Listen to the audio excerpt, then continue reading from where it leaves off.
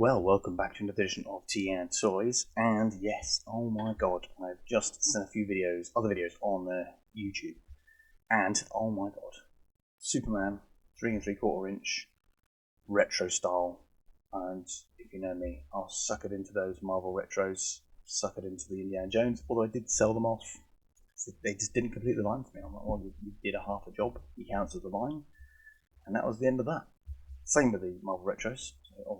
Still picking up the Star Wars stuff, and I've just seen this and I'm like, oh my god, I need this in my life. So this is then packaged, looking very, very Star Wars-esque, looking at these packages. So Star Wars was 77, this film was 78, I believe. Was it 79? I think it was 78. Older than me. But look at that. Look, actually a great range of characters with, from what I understand, Supergirl from the 1984 movie, and Nuclear Man from Superman 4 were also mentioned in a sort of an early leak, but they haven't been sort of shown here. So they're doing a set of 6 instead of maybe a set of potentially 8, which is what it could have been originally. So working with this set of 6. Okay, so here we are. Figures up close and a little bit more detail. So we get General Zod with the Phantom Zone, and I thought this is weird. We've got 2 versions of Zor-El. Now, don't get me wrong, I love the Zor-El, but we've got the black courtroom version and the white normal Kryptonian looking around version. I do think that's a missed opportunity there. I think maybe we should have got a Clark Kent, and maybe one of these two have been an exclusive, but that's just me. We get Gene Hackman, RIP, first time I believe, so we're getting him with his removable hair as Lex Luthor, Margot Kidder as Lois Lane, and last but by certainly no means least, Christopher Reeve's Superman with the kryptonite chain. Now, as you said, I've already sort of mentioned that the rumour was that Nuclear Man and Supergirl were meant to be a part of this set, allegedly. So hopefully they'll keep the same aesthetic and not sort of do 90s or late 80s action figure versions of those toys. I'd rather they stuck all the same sort of look. So I looked at Superman 3 now. Don't get me wrong, I don't remember some of the character names. A film that everybody loves, surely. And one thing I did also notice is Jimmy Olsen needs to be a part of this set. He 100% needs to be part of this set. So Mark McClure's version of Jimmy Olsen is the only actor to appear in all the retro classic movies. Yes, Christopher Reeves is seen in a picture in Supergirl, but he doesn't act within the film, whereas Mark McClure does as Jimmy Olsen. So he's the only consistent actor throughout all of the movies, and he deserves his Jimmy Olsen action figure. If it's a rights issue, it's like, Mark, sign it over, get Jimmy Olsen figure on the shelves. So looking at Superman 3. Do you need Perry White? I think we could do Perry White as well. Why not? Lionel Lang, Annette O'Toole. You know what? Why not? With a mini combine harvester to run over a kid.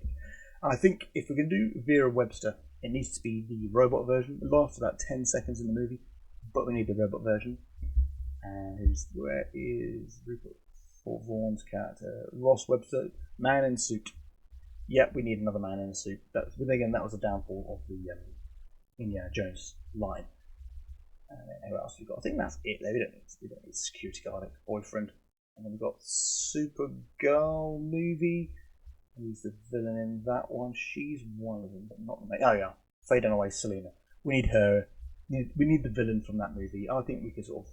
We don't need anybody else in there. We don't need Lucy Lane. We don't need Peter O'Toole's Zoltar, like man in cardigan.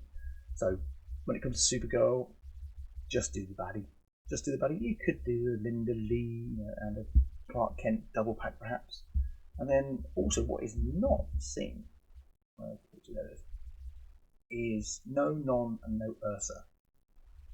And no Nuclear Man 1 actually, because there's 2 versions of him. I think Nuclear Man 1's in the deleted scenes or something. So I think do that. But then again, do all the core characters. Definitely do Gus Gorman, Richard Price, Gus Gorman. Not forget Gus Gorman. But it doesn't need to be 101 characters like Miss Tashmaka and Otis. How much I love Otis of Otisburg in this toy line. I think keep it simple. Just do your main baddies, the main goodies, and Jimmy Olsen. Jimmy Olsen needs to be done. But there we go. That is the retro line from Spin Master. Yes, Spin Master. No pre-ordered news as yet, but this is from Spin Master. And looking at Spin Master products, pricing is actually usually very good. So hopefully we won't get any Marvel retro shenanigans like we did with Hasbro, where they started off as $9.99 and then they went up to $15.99. Massively overpriced, especially now when you look at the reason why they so-called cancelled that retro line is what was the terminology they used? Rested or something. And then they released some more kiddie Spider-Man toy line with more articulation. And now, from what I've seen, there's like this Avengers toy line, again, 3 and 3/4 inch, as well as a Star Wars 3 and 3/4 inch, like cheaper looking toys.